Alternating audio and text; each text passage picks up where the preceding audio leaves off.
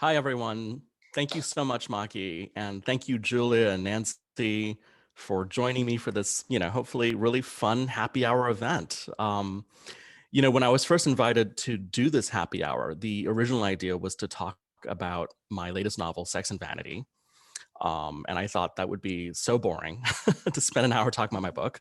But, the book features a mixed race heroine, a Hapa heroine, Lucy Tang Churchill. And so I thought, I want to speak to some real life Hapa heroines. So I'm so honored that you're gracing us with your presence today. And I have so many questions. My head's about to explode because I don't even know where to start. So without further ado, let's start with Nancy. I remember growing up, Nancy, you were almost like a mythical character to me. I'd heard about you as a child from relatives, from people, and the name was always just at the tip of people's tongues. Nancy Kwan, Nancy Kwan, Nancy Kwan. And I didn't really understand why you were such a big deal, quite frankly.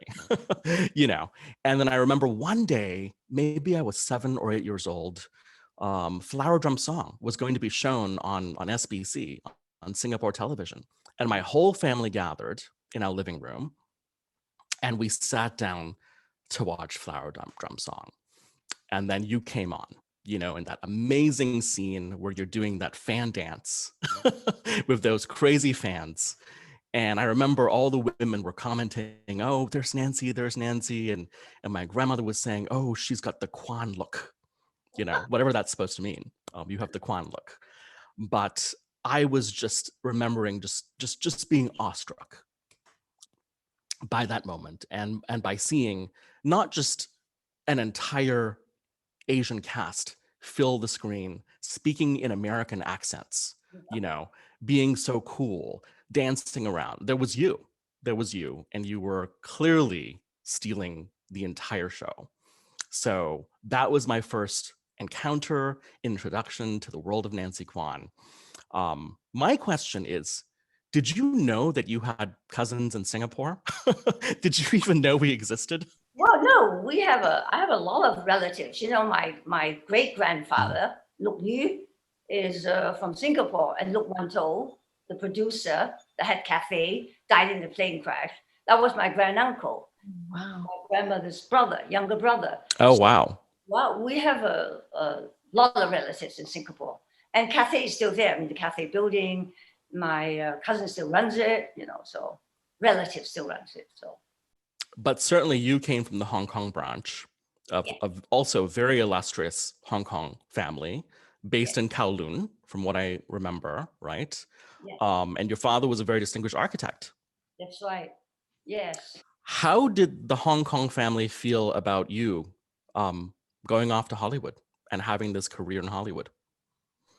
Well, it's kind of a long story. I don't want to get into it, but my father, I wanted to see America, and I had a chance because I got a contract from a producer, and I thought, well, why not? I've never been to America. Take the chance. So Daddy said, okay, as long as you can stay with someone, somewhere that's safe and that we don't know anyone in Hollywood. So they came up with a studio club.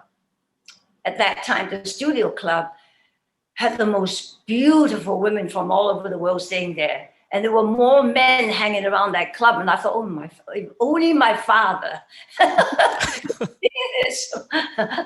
But no, he had a very open mind, adventurous. And I was always adventurous. I went to boarding school when I was 12 years old. So it was fine. Mm-hmm. But the early years were in Hong Kong. You grew up in Hong Kong. Yeah, I went to Maryknoll. Okay. I grew up in a big Chinese family. We spoke 2 languages, Chinese and English. And I went to Maryknoll. All the girls went to Maryknoll, and the boys went to Diocesan. They were both mentioned in your book. Yes, they're the best schools in Hong Kong, by the way. So for those of you who don't know, so many Eurasians attended Maryknoll. Actually, there were mostly Eurasians and Portuguese. There was a sprinkling of Chinese and British, but mostly Eurasian and Chinese and Portuguese. It's a great school. So you didn't feel in a way like you were singled out, or that you were a strange exotic creature because there were so many other Eurasians around you growing Yeah, up no, back no, then. not when I Yeah. was at no, because as you said, there were so many Eurasians there. And around the corner was Lhasa, where Bruce Lee went. And there were a lot of Eurasian boys there too. So Interesting. And meanwhile, Julia, you grew up in Singapore, you know, a couple of generations later. And this was the Singapore of the late 60s and the 70s. What was that like growing up for you as a Eurasian in Singapore? Well, I have to say, it would have been easy to feel like a little bit of a freak, because basically wherever we went, local people would stare at us. At that time in Singapore, there were not many mixed people or children. And when you walked into a shopping center, which we could do at a fairly young age, about 12, I was, able to go shopping by myself because it's a very safe city. And everyone would be staring at me. And the guys, especially the men, they'd go, "Wow, amokia," which means white kid, or batu, which means eyes, because my eyes were obviously not dark brown or black. And they were much bigger than what a normal Singaporean person's eyes were if they were Chinese. So you just had to get used to it. There was no other way. I think what protected me really is that, we had some money at that point. I was born, my real dad was very poor, but my stepdad, after my dad died when I was very young, but my stepdad was quite well off.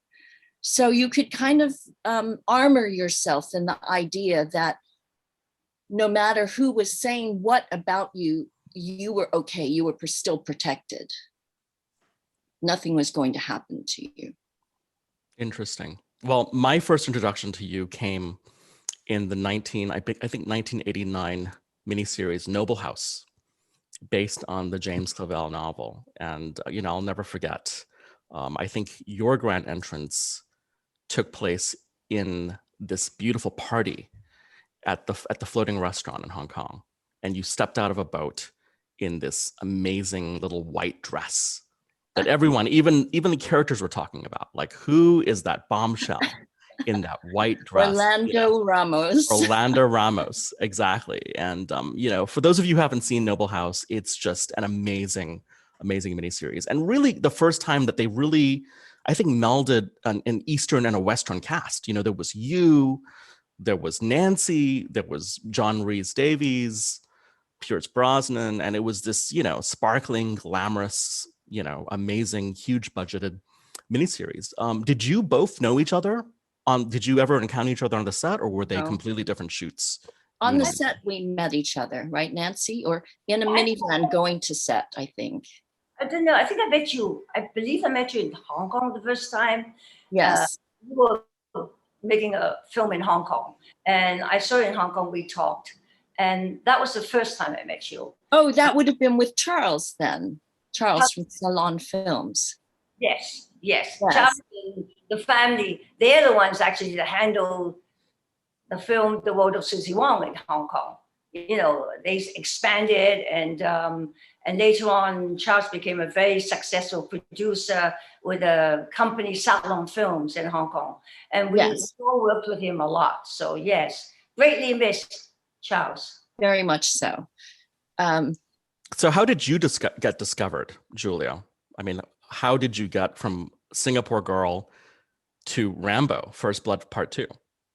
Oh, well, I was in Honolulu, and I was taking a lot of acting classes, film acting workshops.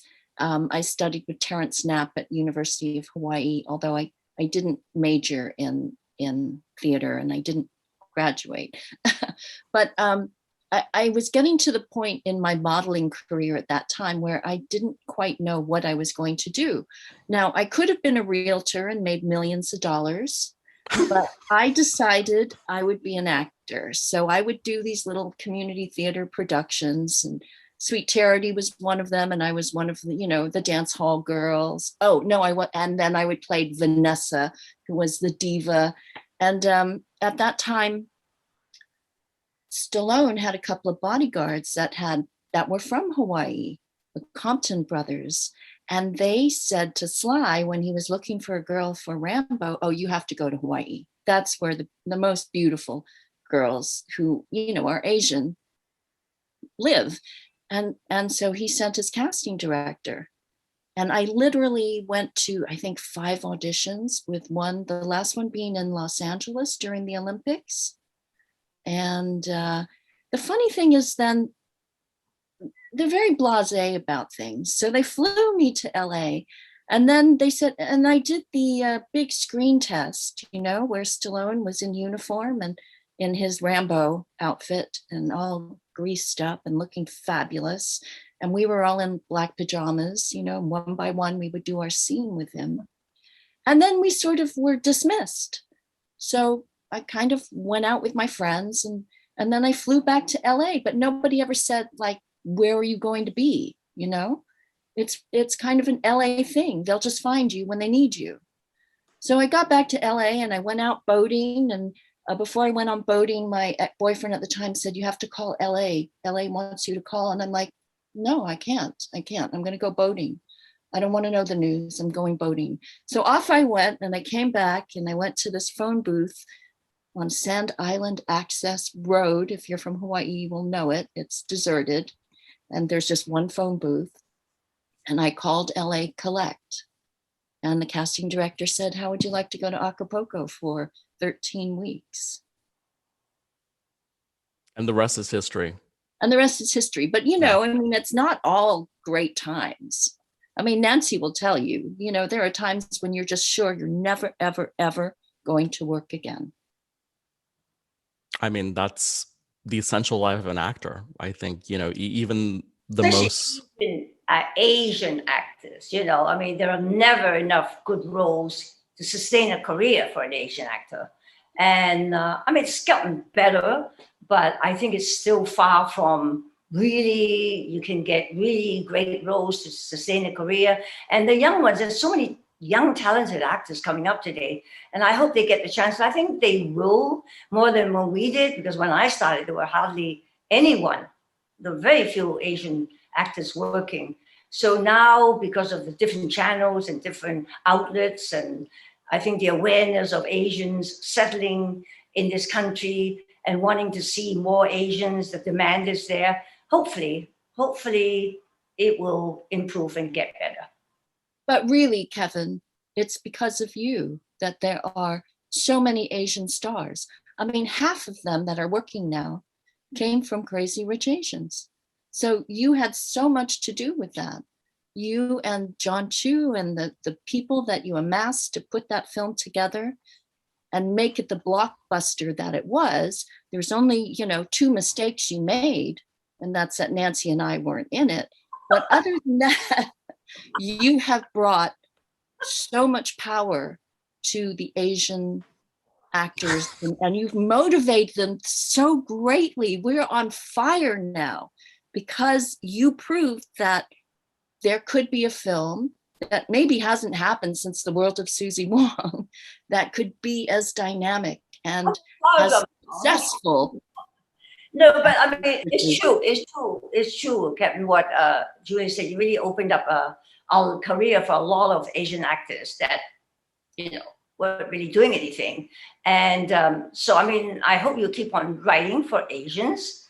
The next book, this interesting book that you've just written, Sex and Vanity, I thought it was a fun read, by the way. It was a very, I wanted to ask you a question. Were you inspired by E.M. Forster's novel, A Room with a View, Kevin? Absolutely. The book is an homage to A Room with a View. The book is very much a tribute and an homage to A Room with a View. It's it's my take on A Room with a View, done in a modern way with an Asian heroine. So, thank you for your kind words. It's a group effort. It took a group effort. Yeah. And your heroine is Eurasian, right? I'm sorry, could you repeat that? The heroine is, Lucy Churchill. She's yes. Half Chinese and half American. I'm Eurasian then, right? Yeah. Exactly. Yeah. I thought that was an interesting way to explore her struggle. Yeah, and you made, I mean, the Olive Capri really came alive. I mean, you just brought it to life. I thought, it beckoned, I don't know, romance and intrigue, and actually, I'm going to go to Olive Capri. I'm going to book my ticket. I'm going to fly there soon. Yes, I need to give you. With a Kevin Kwan Day there. Yes, they need to give you free sweets whenever you go, Kevin. I don't think that's ever going to happen, but you really very, very sweet of you to say. I think. Do you feel? Go ahead. Yeah. One of the things about Sex and Vanity is that it's really. I had to read it twice, and the second time I read it was funnier than the first time, because there's very subtle humor in it that I didn't necessarily pick up on the first time. But I love when you write that you bring in so much that whatever you as the reader listen to, you have your own memories of that place or that location. Like at one point you're talking about 4 Indonesian beds looking out, at Positana, right? And then I'm thinking, but I was in Positana and I had dinner with Gore Vidal, and I have my memories that now intersect with the memories that you're bringing up. And so I guess that's what really good literature does. Karen has a great eye for detail. I mean, it doesn't matter what you're writing about, fashion, food, culinary delight, people, name dropping. You have a great eye for detail. Thank you so much. Speaking of place and memory, Julia, I want to ask you about Tyersall Park. So for those of you, well, most of you don't know this, but Julia Nickson is one of the few people I know that's actually been to the real Tyersall Park. Now, Tyersall Park is the mansion from my Crazy Rich Asians books. It's where Nicholas Young's family, it's their mansion, it's where he grew up. And it was inspired by a real place, a real mansion in Singapore that I remember from my childhood called Istana Woodneck. Yes. And you hung out there and partied there. And I've seen pictures that you've shown me of that amazing palace. What's the story? The story is that it was owned by the Sultan of Johor. And I happened to be friends with the Sultan because he had 400 polo ponies, and Sultans 400. 400, yes. They were always very welcoming to polo players in Singapore, and I happened to be a polo player, obviously not as great as many of the players who were big strapping guys, but 3 of the polo players rented Woodneuk to live in. They were kind of bachelors and they hung out there because it was empty. It was always empty. Royal Johor never really went to Woodneuk. So being friends of theirs, this is good that my mother isn't watching now. When I didn't want to go to school because I had not done my homework or I was really exhausted from riding and field hockey and playing polo, I would have my driver, because I hate to say this, but we had drivers in Singapore, and I would have him take me to Woodneuk. The guys were all gone because they were at work, but I had a deal with my friend that I could just go nap in his bedroom, and then I would catch up with my homework, and then the driver would come and pick me up and take me home, and it was as if I had been to school the whole day. So I knew Woodneuk really well. The thing is, Kevin, nobody knew about this place. So one time, one of the guys was talking to his girlfriend while he was cooking in the wok, and a fire began. And he didn't realize because he had walked into the other room, on the phone. And all of a sudden, it was a major problem because the wall had been destroyed. There was smoke and burn marks everywhere. They actually called the fire brigade and said, send a fire truck. And the fire brigade hung up on them and said, what are you talking about? There's no place like that there. It doesn't exist. Yeah. The fire department didn't know about Istana Woodnook. So 50 anyway, acres in the middle of prime Singapore, right yes, next to the had Botanic Gardens. no idea. Yeah. And that unfortunately was the downfall of Woodnook, is that eventually it did burn to the ground. It didn't burn to the ground, but it was destroyed by fire. But when you remember it, it was obviously a magnificent, Yes, really it a was palace, glorious. really. It was a sultan's palace. Yeah. It's an Istana, which is a palace. It had this beautiful bright blue, cobalt blue tile on the roof. And the entryway was enormous with the 2 staircases that go up, to the top. And then bedrooms with everything, very open to the jungle. And I have very fond memories of it. Yeah. So I'm surprised that you know about it. So how do you know about Woodnook? Well, I would go for walks with my father to the Botanic Gardens, and we lived quite close by, across Dunyan Road.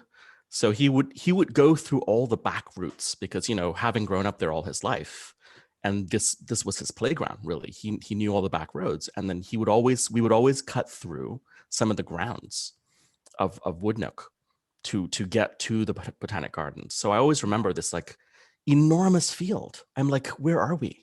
Because there's an enormous field and this house in the distance, like it's rising like an apparition. It just seems so weird. But as a kid, you remember it. You don't really know what it was. And it was only when I was doing research, going back and looking. I actually even went into Google Maps looking for it. Right. When I was writing Crazy Rich Asians. And, swear to God, right where it's supposed to be, it's just a black hole. Like it doesn't even like exist. Nothing there. Yeah. So it's pretty special, and it's pretty special that you were one of the people that got to experience it. Another thing I'm very jealous of is that you got to meet one of my literary heroes, the great James Clavell, who wrote Shogun and Noble House. What was that like? Well, I didn't get to spend a lot of time with James because I was in hospital with appendicitis when he came to Hong Kong. And he only stayed for a week. But I remember him calling me for Chinese New Year. I'm sure he called you, Nancy, to say Happy New Year and good Joss, which I loved. I thought that was so appropriate. But my admiration for him was extraordinary because this is a man who was a prisoner of war in Singapore, in Changi, by the Japanese. And yet he managed to write, after King Rat, he wrote the most incredible book, Shogun, which literally opened up Japan. It opened up information about what it was like, Japanese customs and literature and history to America. Right. There was a time in the 80s. It was a barrier-breaking book. It truly was. Nobody knew anything about Japan. I mean, it wasn't like now where you can go get sushi on every corner in Los Angeles. So, I mean, this was quite extraordinary. And he also, wrote the screenplay and directed one of our favorite movies. I mean, any kid will tell you To Serve with Love was one of those films that you carry in your heart forever. And so what a magnificent man, truly. Nancy, did you know him? Yeah, I did. He was a very interesting man. I used to see him in London and Hong Kong, and very nice, very interesting person. Yeah, I did know him. Yes. And I think Taipan, I think that too, because we talked about that. Yeah. I have a book I think he signed. Yeah. Absolutely. Now, another person that, we all know that you both knew is, Vidal Sassoon. Vidal Sassoon gave you that amazing, iconic bob haircut, that photograph, which I posted yesterday on Instagram. You can't imagine how many crazy, amazing responses I got on Instagram from people going, oh my God, look at that photo. Look at Nancy, especially young people who had no idea about this photograph. So people were Googling it and looking it up and wanting to know about it. So tell me, was it just a normal haircut for you, or did you feel like it was a special event? Nancy? No, I was doing a film in London. I think Mary wanted the clothes, and they wanted Vidal to cut my hair because I had very long hair at that time, to cut my hair for the film. I've forgotten the name of the film now. I'm just trying to think of it. And so I went to the salon. A whole bunch of us went there to Vidal, and and he cut my hair. I was playing chess, I think, with someone as he was cutting my hair. I didn't dare to look up, until I had this short bob. And then it got, I think that was in Vogue, that picture was in Vogue magazine. And it helped, Vidal was said, because he was selling his products at that time, and it helped launch his products and everything else. So it was all tied in. And then we became very good friends. I've known Vidal. I'm sorry that he's passed away for years. Yeah. He was a very good friend. And you met him too, I believe, Julia. Yes, I met him at Don Henley's house up on Mulholland. I know this sounds like I hang around with these people all the time, but I was there with my ex-husband, David. And it was one of those things where you get invited to go and you listen to a person speaking about a cause, or something that is troubling America. And so it's a way to get like-minded people together. And I noticed as I was sitting down that this gentleman was staring at me. And he wasn't just looking at me, he was literally staring at me. And he was very handsome. And I wasn't quite sure why he was looking at me. But after the speaker stopped, he came over and introduced himself. And he said, "I'm sorry to be, looking at you so much, but I'm Vidal Sassoon. And you remind me so much of Nancy Kwan." No. It's true. I swear I wouldn't make this up. And so we became very good friends of Vidal's as well, until David and I split up, and then Vidal got remarried, and then I didn't see him after that. But for a few years, we were quite close. All these amazing connections. Yeah. So, Nancy, 2 years ago, Quentin Tarantino, he made a film called Once Upon a Time in Hollywood. Amazing film, I thought. And he used some scenes from another movie called The Wrecking Crew, Yes. which you were in. And he specifically used scenes of you with Sharon Tate and Bruce Lee. Yes. Did you know that was going to happen? Did they tell you that they were using scenes from that movie at all, or was it a surprise for you? So, he's a very interesting guy anyway. So, very good director. And yes, they asked me, and I think I had to sign. Yes, I did know about it. They told me about it. It was going to go into the film. And there was this fight scene that they wanted to use between Sharon Tate and myself. And Bruce was the stunt coordinator at the time. That's when I got to know Bruce. And that was way back in the 70s. And Bruce used to tell me, we used to hang out together. And every time he would say, "Nancy, I'm going to go back to Hong Kong. And I'm going to be a big martial arts star. And I'm really going to conquer the business." And I said, I really... And I believed him, and he did go back to Hong Kong, and he became a big martial arts star, which I'm very happy about. I mean, that's what he wanted. He had this goal in mind. That was the kind of person he was, There was a bit of a controversy at the time when the movie came out that the actor who portrayed him, Mike Moe, and how Quentin chose to show him as this very cocky, swaggering young man. Was that true to the Bruce you knew, or do you think it was a bad portrayal? And he used to come to me and he'd say, "Come on, Nancy, punch me, punch me." And then I would punch him and he would laugh and just go nuts. And he had a lot, it was a very high energy person. And he had a lot of energy, and maybe that's why. And he did talk like that. And he had dreams, which he fulfilled all his dreams, being a big martial arts star. So, he was cocky, yes. I don't know, the Asians are, very upset, and some of my friends are upset about that scene. They say, well, it didn't show Bruce in the very, but I can't disagree, because that was his personality. That was Bruce. Well, folks, you hear it right here. And I believe Maki has a bit of news to share with us on the Bruce front. Yes, on the Bruce front, so Asian Hall of Fame is very honored and excited that we will be inducting Brandon Lee in memoriam this year. Yes, it's a very special honor for us, since we are dedicated to elevating and correcting the undervaluation of Asian contributions to the world. And we felt that his contribution was cut very short, and it wasn't as publicized as it ought to be. and we're very excited that we'll be inducting him in memoriam. The Hall of Fame is always holding our gala the second Saturday of every November, and it's the highlight of our season. So we're very excited and honored to share that with everybody here for the very first time. So you're the first to hear the news. Should we go to some questions? I'm wondering if any of our guests today on the happy hour want to ask questions to these two amazing women. I do have a couple of questions. One is actually coming in from London. So I have a very interesting question. So it says, hi everyone, esteemed guests. If Caucasian roles go to Caucasian actors and Asian roles go to actors now in China, how do Hapa actors like myself succeed in Hollywood? Is the answer to go overseas and build my career overseas instead of America? Is the answer funding?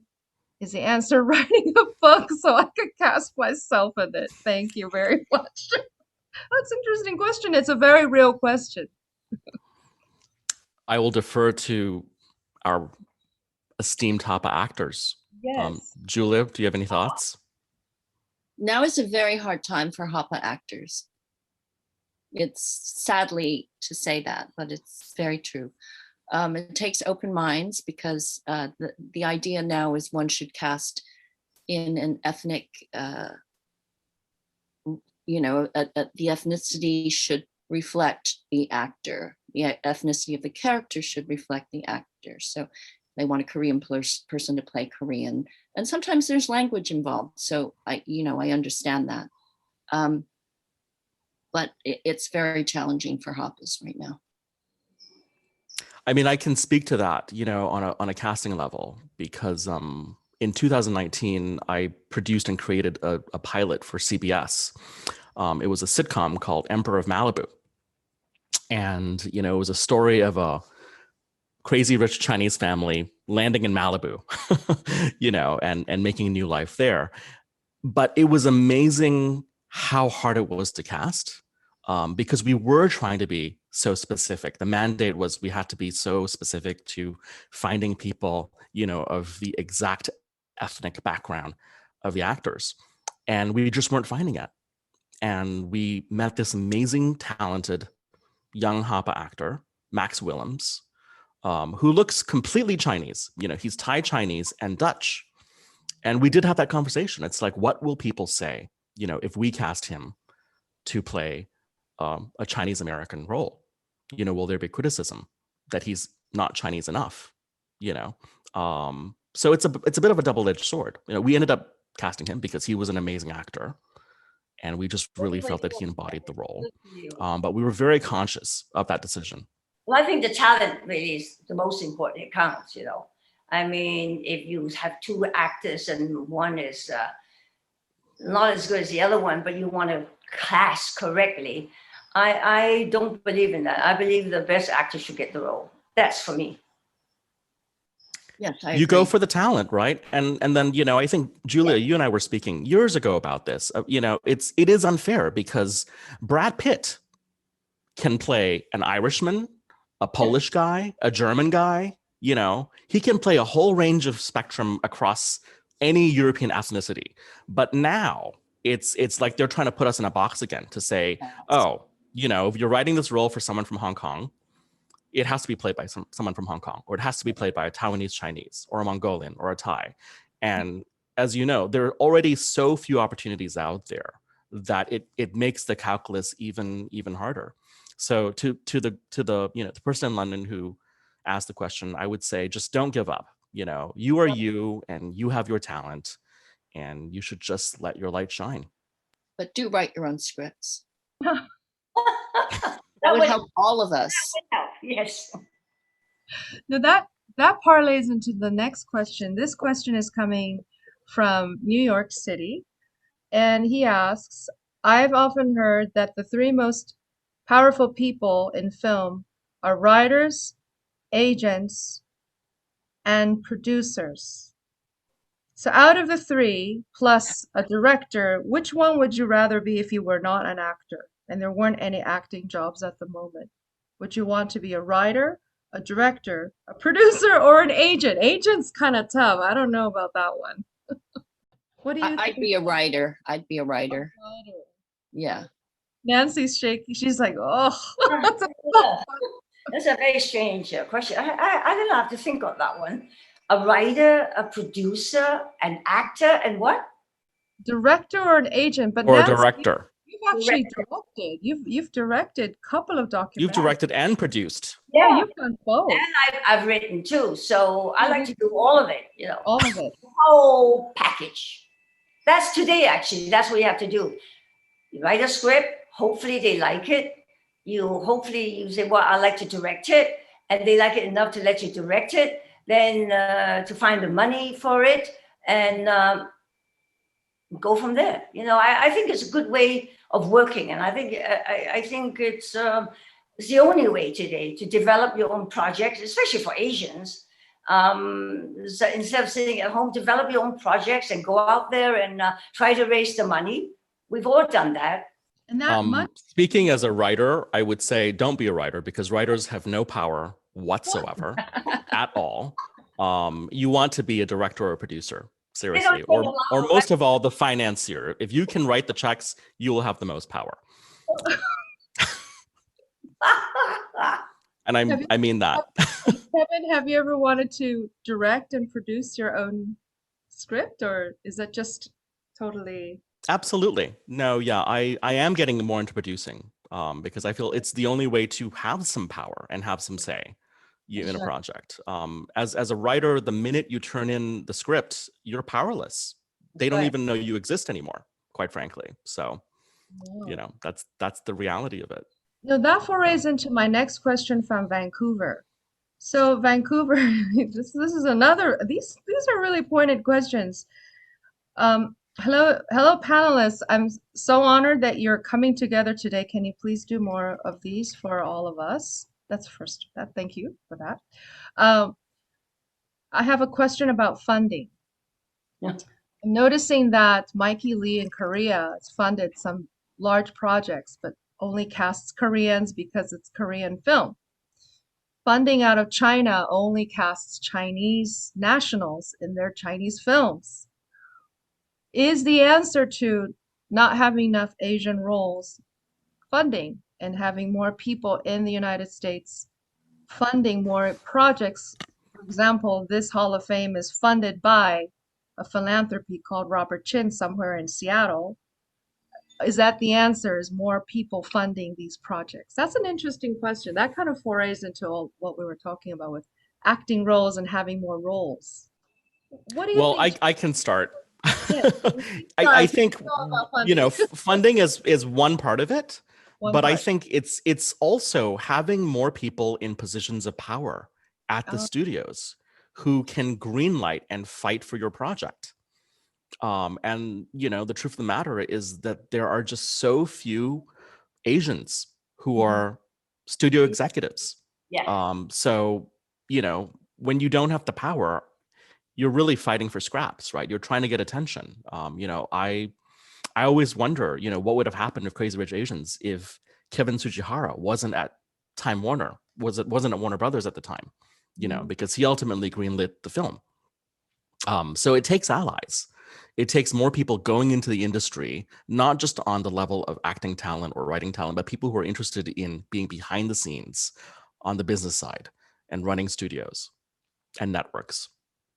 And there are more now. There's some amazing new executives at Netflix, for example, which is why you do see more work from Asian talent on Netflix these days. But we need so much more, My cousin Veronica Kwan was one of them. That's right, Veronica. Crazy Rich Asian at Warner Brothers. Yeah. That made the decision, gave you the green light, she said. Yeah. Thank you for, that was a little lapse, but she was, I think, head of international sales, right? Yeah. And she came in and said, oh my God, this movie will work in the rest of the world. That's right. And it did. China connection too. So, but I think it's very sad because we used to raise money for independent films.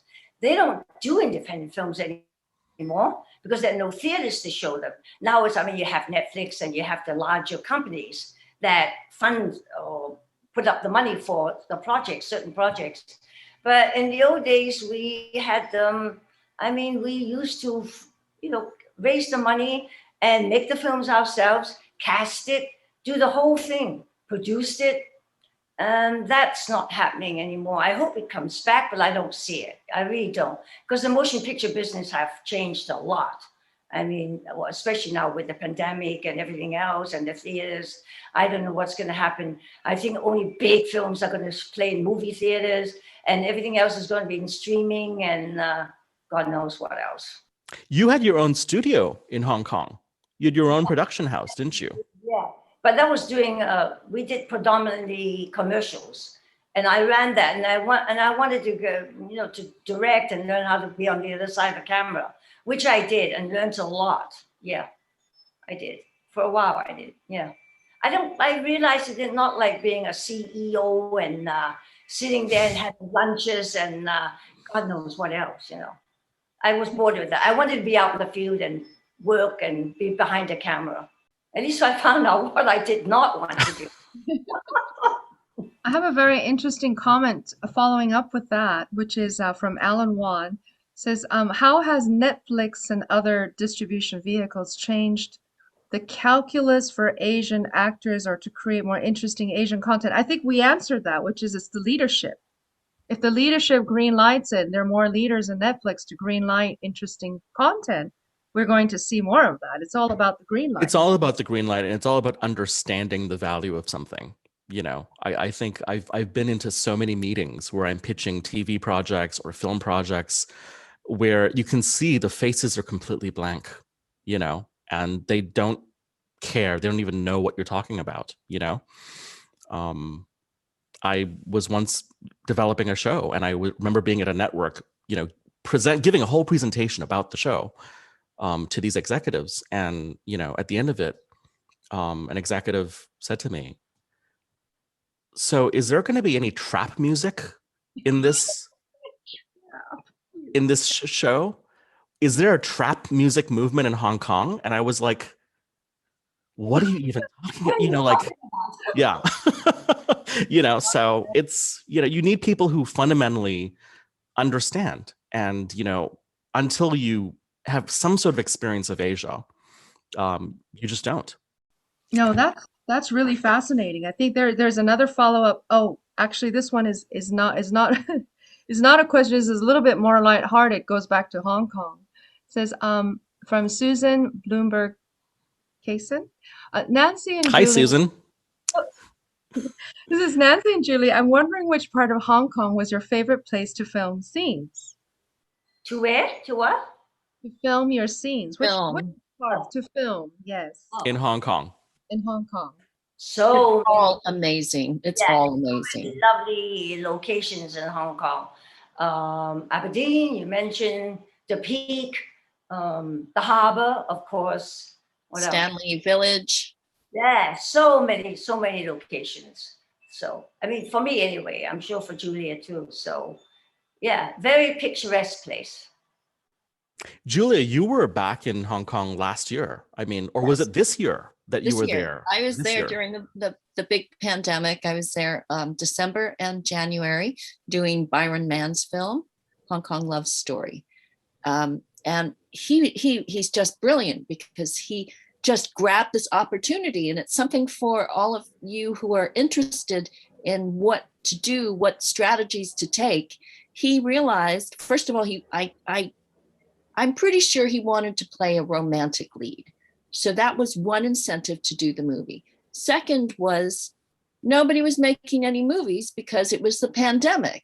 So he knew if he put something together in Hong Kong, he could get the best of everybody to participate. So there we were, we had the most incredible locations. And we just spent our 21 days, 14 for most people, 21 for me, in isolation until we got out. And I'm so proud to have been part of that film.